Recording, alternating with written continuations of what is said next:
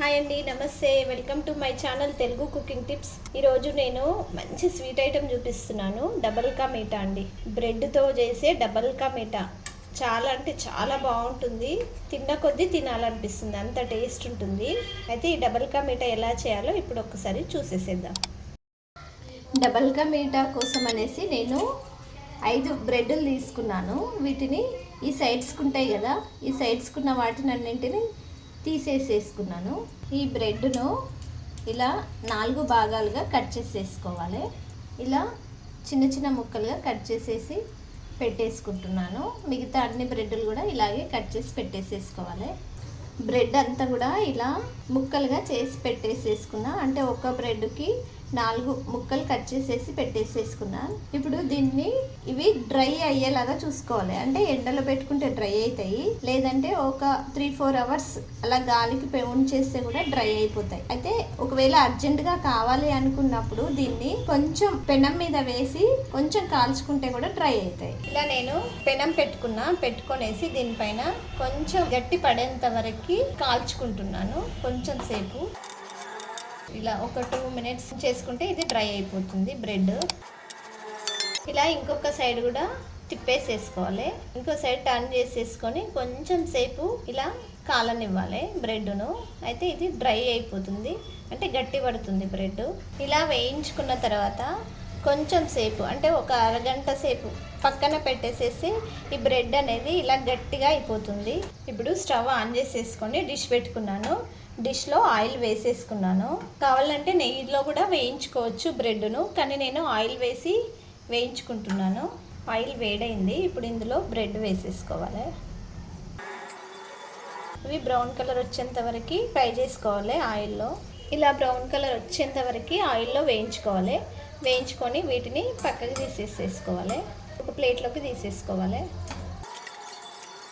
మిగిలిన బ్రెడ్ కూడా ఇలాగే ఆయిల్లో వేయించేసేసుకోవాలి.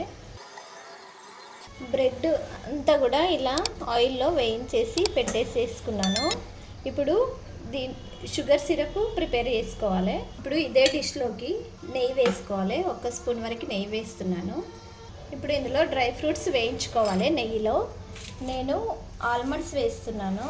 కావాలంటే కాజు, పిస్తా అన్నీ వేసుకోవచ్చు. నేను బాదం వేయించుకుంటున్నాను నెయ్యిలో. ఆల్మండ్స్ వేగిపోయినాయి కదా, ఇప్పుడు వీటిని ఒక ప్లేట్లోకి తీసేసుకోవాలి. కిస్మిస్లు కూడా వేయించుకోవాలి నెయ్యిలో. ఇలా డ్రై ఫ్రూట్స్ వేయడం వల్ల టేస్ట్ అనేది చాలా బాగా వస్తుంది తినేటప్పుడు. ఇప్పుడు షుగర్ సిరప్ కోసం అనేసి నేను 1/2 కప్పు వరకు షుగర్ తీసుకుంటున్నాను. అలాగే ఇందులో వాటర్ వేసేసుకోవాలి.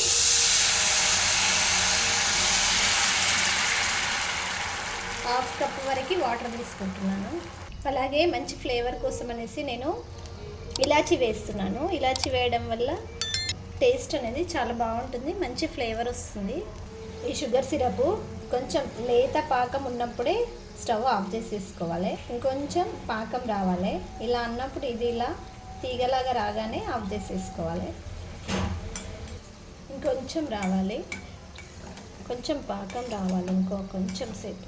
ఇలా కొంచెం అతుక్కుంటున్నప్పుడే స్టవ్ ఆఫ్ చేసేసుకోవాలి. ఇప్పుడు స్టవ్ ఆఫ్ చేసేసుకొని ఇందులో డ్రై ఫ్రూట్స్ వేసేసుకుందాం.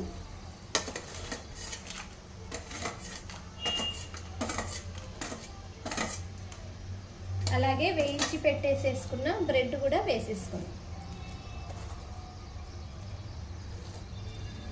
ఈ షుగర్ సిరప్ అంతా కూడా బ్రెడ్ పీల్ చేసుకుంటుంది.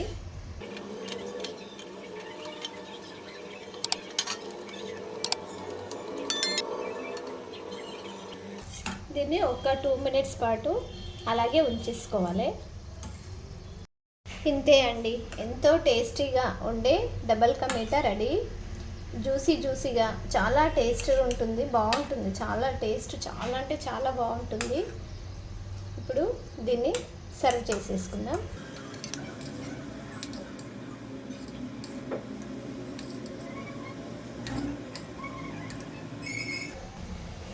ఇంతే అండి, సూపర్ టేస్టీగా జ్యూసీగా ఉండే డబల్ కా మీఠా రెడీ. మీరు కూడా నేను చెప్పిన పద్ధతిలో ఒక్కసారి ట్రై చేయండి. ట్రై చేసి టేస్ట్ చేసి మీకు ఎలా కుదిరిందనేసి ఒక్క కామెంట్ పెట్టండి. అలాగే మా ఛానల్ తెలుగు కుకింగ్ టిప్స్ ఛానల్ని తప్పకుండా సబ్స్క్రైబ్ చేసుకోండి. ఇలాంటి మంచి మంచి వీడియోస్ అన్నీ కూడా నోటిఫికేషన్ రూపంలో రావాలి అని అంటే మా ఛానల్ తెలుగు కుకింగ్ టిప్స్ ఛానల్ని సబ్స్క్రైబ్ చేసుకోండి. అలాగే లైక్ చేయండి, షేర్ చేయండి. Thank you.